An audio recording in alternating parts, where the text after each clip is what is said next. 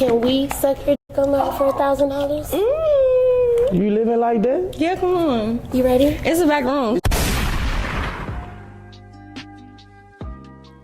What's going on, ladies and gentlemen? Welcome back to the channel. I appreciate you guys clicking the link today, and we got a great show lined up for you. Before we hit on these topics that I'm going to talk about, please make sure that you hit that like button so the YouTube algorithm can share this video amongst the YouTube community. And on today's video, we're going to be going in depth about this new trend that I see online or Instagram and YouTube, and it is 20 women versus one person, right? And I know you guys seen these channels going around lately where, you know, they'll have people like Boosie or Charleston White come in and, you know, basically they will critique the women coming through, right? And, you know, you'll swipe left or swipe right. But I noticed one thing in this entire whole little trend. The thing that I noticed is hoe culture is real. And I'm not just saying that just to be saying it, right? I had a conversation with someone the other day, and we was talking about these teachers out here that is using Sexy Red's songs and putting them into the curriculum, but changing the words up, like ski, you know, and we heard the other teacher said some kids are coming asking her to play Pound Town. But the thing is, I was saying to my friend, I said, you know, at the end of the day, you got to understand that the connotation of playing that music to them children, they're going to want to go home and reference this. You know, they're going to want to go home and see where the teacher got this music from. And the person I was talking to said, well, they're hearing it at home anyway, and the teachers are just trying to be, you know, creative and having them have fun. And I said, yes, I agree with you wholeheartedly. But at the end of the day, we got to look at it as, okay, we can do that without referencing Sexy Red. We can do that without referencing Sukihana. You see what I mean? We can use, there's a plethora of songs out there that you can just remix for your class and it, you know, do what you wanted it to do. Look, music is a universal language, right?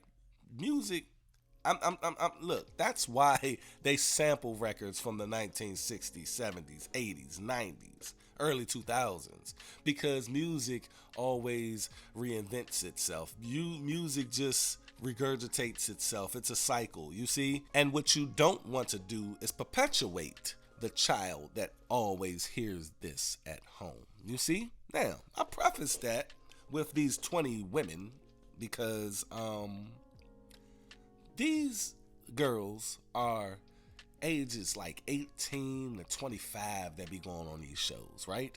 So they were real little not long ago, you know, and I attest all of this to Amber Rose in 2012 and 13, which if these women are 23, 25 now, they were probably about 13, 14, 15 when Amber Rose told you that, hey, it's cool to be a slut. Go out there and do and be sexually liberated. That's what she told these young girls to do. And I see these young girls go on the camera and get in front of Boosie and get in front of all of these rappers and do something to where it's like, wow, they don't care that they are even on camera right now because Amber Rose told them 10 years ago to go out and be sexually liberated, right?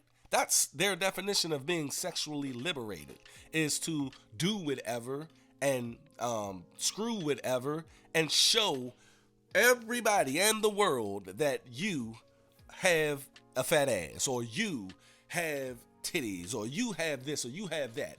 Some of these girls, they'll swipe right on them or left And they'll walk off. Lil Duval was on there. Lil Duval said, nah, I don't want you. Shorty turned around and said, look at this ass. That's what the mindset of these women are. You see? So in actuality, Amber Rose and all of these rap females out here, you know, they basically turned our young girls into 304s. You know, I mean, at the end of the day, that whole culture is there. Stripper culture is there. The thing is, the stripper used to dance to the rapper on stage, but now the stripper is the rapper. See, I put out a video years ago when I had a channel called Dutch Talk TV. That was my first channel on YouTube. And now it's Dutch the Creator channel. You can go down in the description box and subscribe to that channel as well. But I put out a video talking about Sarah Bartman. And if you don't know who Sarah Bartman is, please go do your research. I am not going to spend too much time on her right now. But here's a picture of Sarah Bartman, just to give you a glimpse of what she looks like. But she was forced on stage every night to show what you guys see on the screen right now, her booty. And she had a amazingly huge booty, and I think her tribe has that, you know, that's just in her bloodline. But she was forced to do these things. She was forced to basically have OnlyFans on the stage. But today, these women are just doing it freely. They're not even doing it for money. They're doing it for likes, comments, and just shares, you know. But this is what we're reduced to today, people. We're reduced to our women looking like this, just going up to Boosie and telling Boosie this. Me out in this bitch, bro. Come on, bro. Suck your dick on live for $1,000. Can we suck your dick on live for $1,000? You living like that? Yeah, come on. At the end of the day, these women were just being very ratchet, just didn't care about like who's watching. Like, they don't even care about who's watching them, who's gonna see this. And that's scary, man. That is very scary. You guys can go to these channels and they're popping up like every day. 20 women versus the, and it's like I don't think they actually want to mess with the celebrities. I just think they want clout, but they're doing things that are just like, if my daughters did that, I'll you know, man, I'll be on some disowning them type shit, you know, like for real. And you could tell these women ain't got no daddies or no meaningful daddies in their lives. But these women are, you know, just doing in and everything for attention, man. And as a celebrity, you can just go up there and fill on booties and do that, and you know, they twerking in your face, they rubbing your dick. How do you like your eggs cooked? That's my question. Oh, I like them bald. Yeah? Yeah. Okay. I got you. We're staying. And all like y'all see the clip with shorties just saying, you know, hey, you know, can we suck your dick? I mean, it is free. It is fair game for everything. You know what I mean? In today's society, that's why I'm a conservative, and you know, I'm for structure. I'm for having some type of order.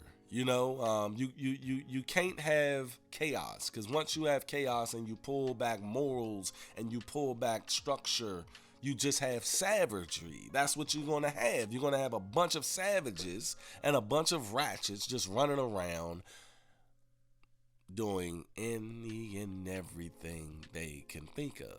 That's why we have certain things in place in society to where we have to have order. Structure.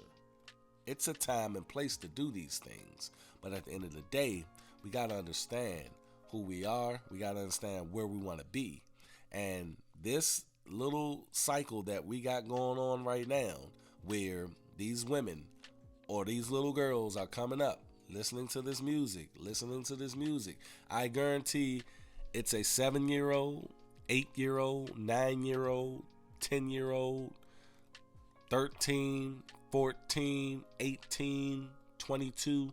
I guarantee all of those ages and the ages in between, some of them look up to Sexy Red. And that's a shame. A 10-year-old shouldn't be looking up to Sexy Red unless Sexy Red is in front of her and she's actually looking up. You see? Y'all go down in the comment section. Tell me what you think of what I just had to present. And if you guys seen those channels, let me know. What do you think about when you see these girls just go up to these celebrities and just do anything? Is it just for entertainment, or is that the culture?